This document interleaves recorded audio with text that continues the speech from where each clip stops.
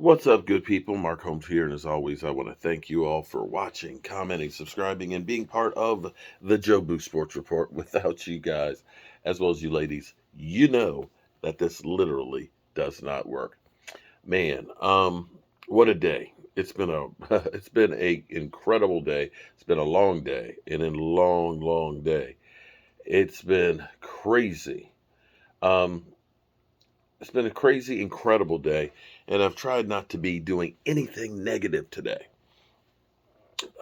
Seeing the playmaker, seeing CeeDee Lamb, seeing Dak Prescott and have a conversation with him, and the donation that we're doing for his um, charity, Faith Fight Finish, was great. It was great day. It was really cool. I hope you guys check out the video, and let me say shout out to the 139 people who ended up making donations uh, for the charity.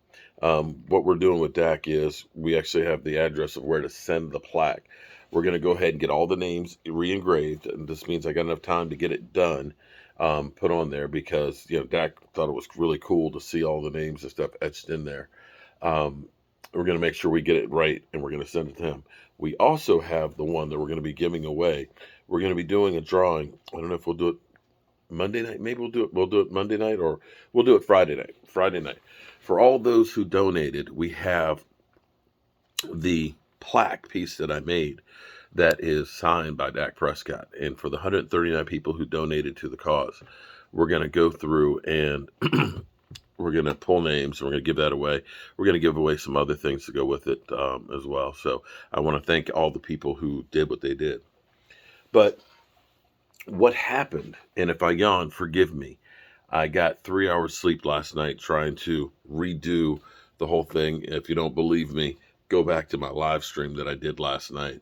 When you hear people say that Mark Holmes is, lying to you and he's not trying, no, I would 3 o'clock in the morning, the machine, we got halfway through on it.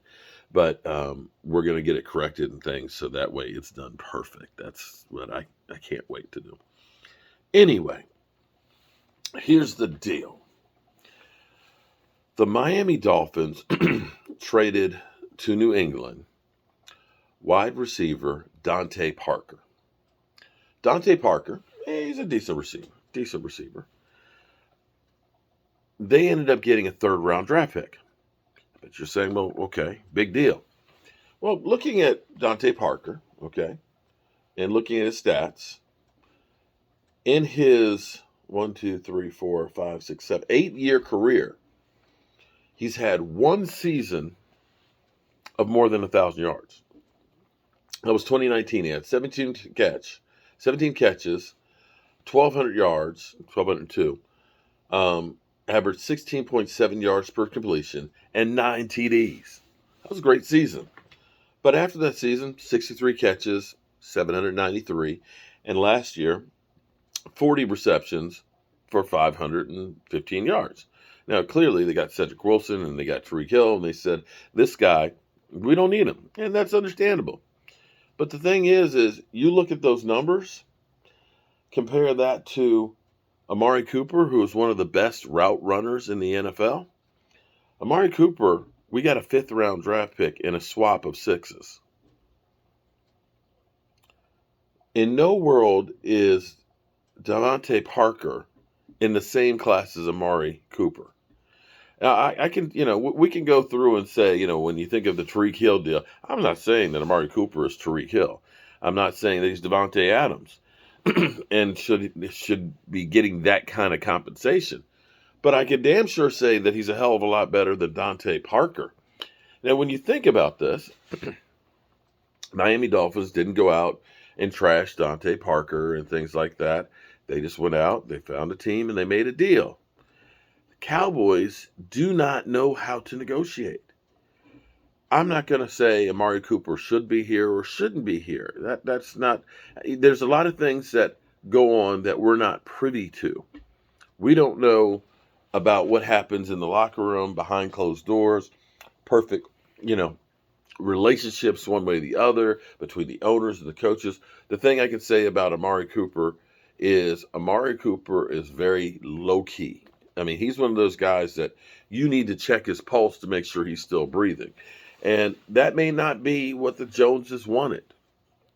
Or maybe the COVID issue was the last straw. Who knows? Maybe they're just mad because they paid him so much money and they weren't able to get over on him. Be it whatever the reason may be.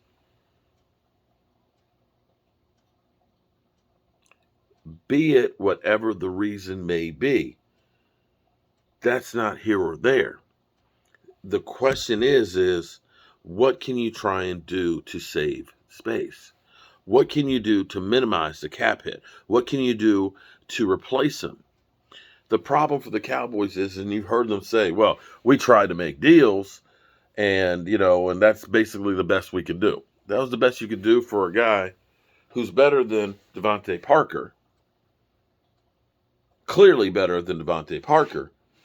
That's the best you could do was a 5th-round draft pick, but somehow the Miami Dolphins end up getting a 3rd for Parker. And herein lies the problem.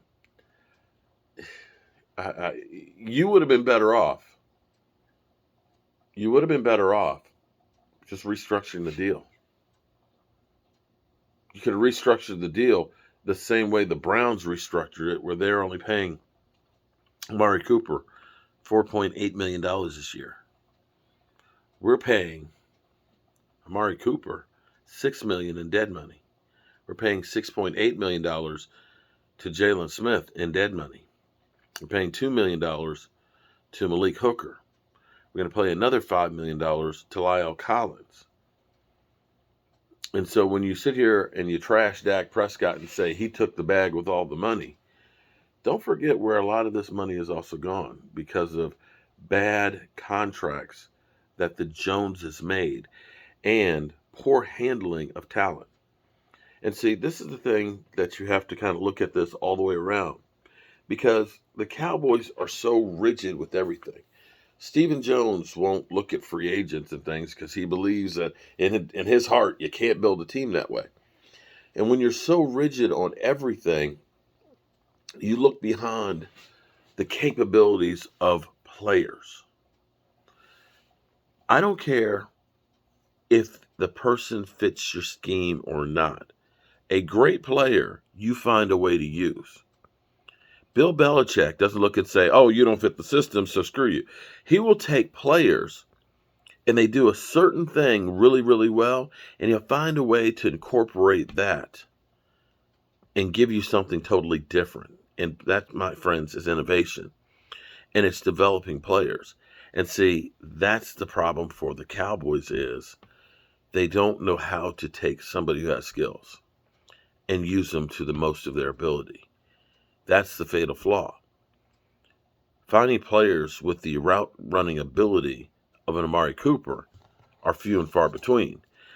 And so if there's an issue there between the quarterback, the receiver, the offensive coordinator, the head coach, in the same way the Dallas Cowboys found a way to coexist with Charles Haley when the San Francisco 49ers are like, we just can't do this.